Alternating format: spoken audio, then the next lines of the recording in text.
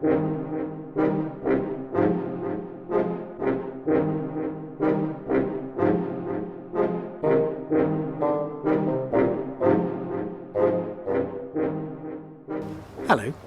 I'm Emlyn Harris, the creator and writer of the Sexton's Tales, the BBC radio series which starred George Cole as the gravedigger of Highgate Cemetery.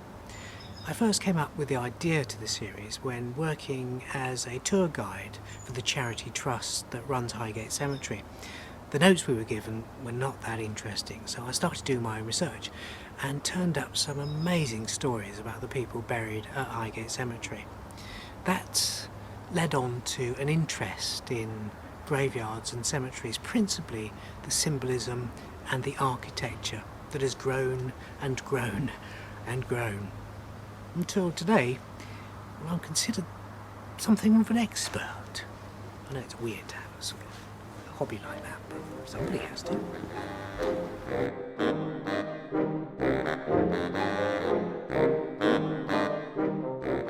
Up until the beginning of the 19th century, many of the then 5 million inhabitants of the United Kingdom had lived the same quiet rural life as their ancestors.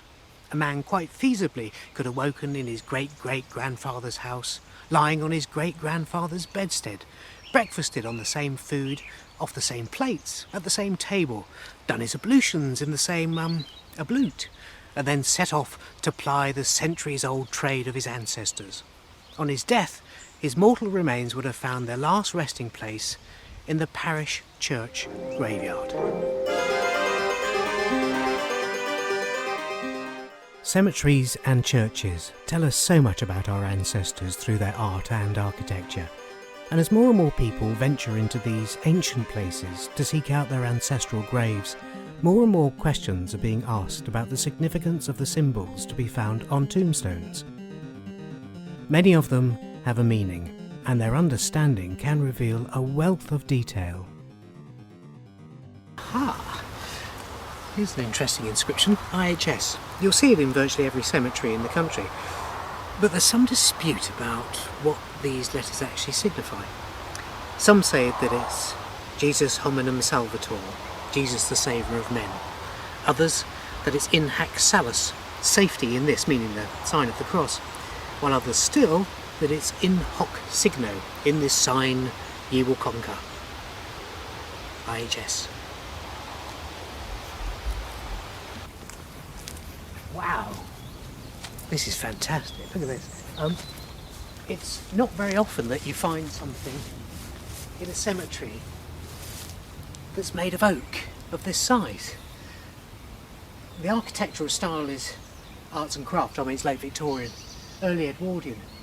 The interesting thing about this, I just spotted, is there are different panels on each side. So at the front here we've got a panel that looks like a draftsman's desk with T-square and calipers, and then on this side it's carpentry tools.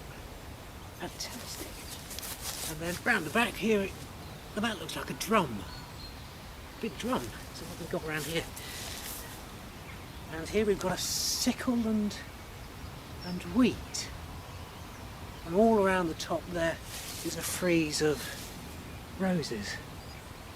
It's fantastic. Sad to think that probably in about 50 or 60 years' time, this isn't going to be here anymore.